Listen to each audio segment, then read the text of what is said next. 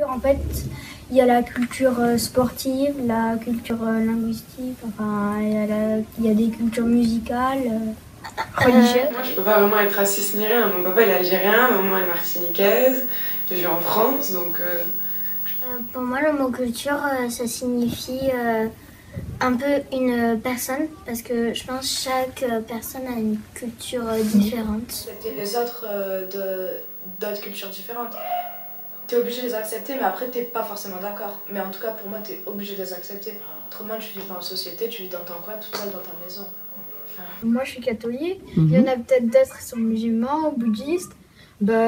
Chacun a chacun a la religion qu'il veut. Et chacun fait ce qu'il veut. C'est comme un mode d'emploi qui nous récapitule les choses qu'on a faites dans le passé qu'il ne faut pas reproduire.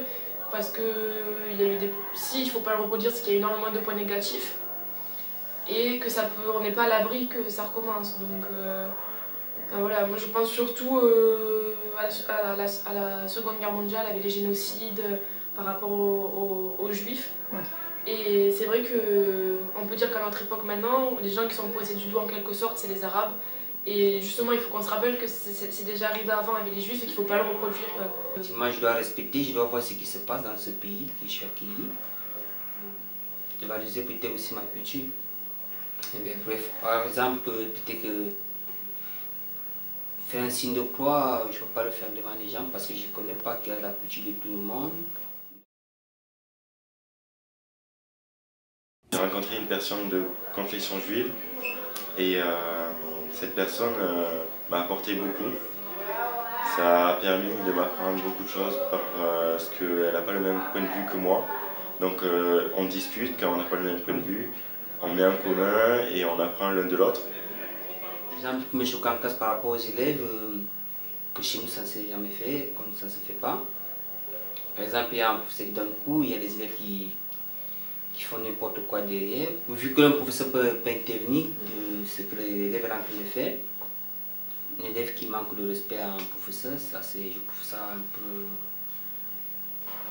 anormal, quoi. C'est pas du tout. On était en classe et on faisait un débat sur les attentats. Du coup, on a débattu, à la fin, ça a dérivé sur la religion et tout. Et un mec de ma classe m'a dit que vu que mes parents n'avaient pas leur papier français, ils ne méritaient pas leur place en France.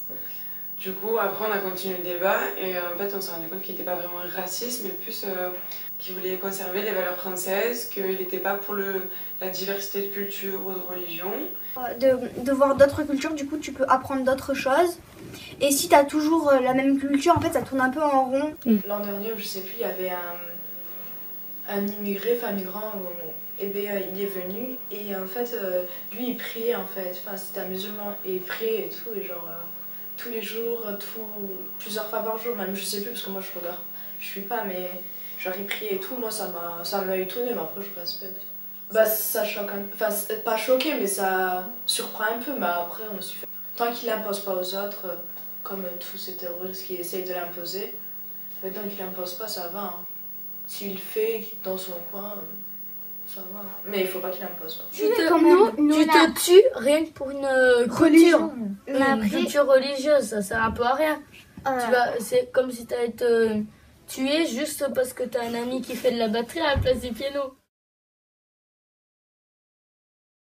Je pense que dès le plus jeune âge, il faut sensibiliser. Parce que après, dès qu'on a son idée fixe, c'est trop tard. Donc il faudrait, dès le plus jeune âge, organiser des rencontres entre les personnes pour voir que dans le fond, on est tous pareils. En fonction de comment nos parents nous ont éduqués, c'est tout, l'éducation, ça passe par les histoires qu'on nous a racontées ou même les chansons qu'on nous a écoutées quand on était petits. Tout ça, ça influence notre esprit critique et notre jugement des gens qui nous entourent. On est tous habitués, notre génération maintenant, on est habitués à vivre avec différentes cultures et différentes religions. Entre nous, les nouvelles générations qui arrivent, je trouve qu'on pointe moins du doigt les autres, on essaie de plus les comprendre, on est plus ouvert d'esprit. Mais c'est vrai qu'encore, c'est pas tout le monde qui pense comme ça. Et je pense que c'est des valeurs qu'on a reçues. Moi, c'est des valeurs que j'ai reçues de mes parents. Et je sais que plus tard, ces valeurs-là, je les retranscrirai à mes enfants pour pas que qu'ils aient un avis négatif sur les gens. Oui, tout le monde n'est pas forcément gentil, oui, tout le monde n'est pas forcément bien, mais c'est pas une généralité qu'il faut faire. Et c'est pas parce que c'est un type de personne ou un type de culture qui est comme ça que c'est forcément mal et que tous les autres sont mal comme ça.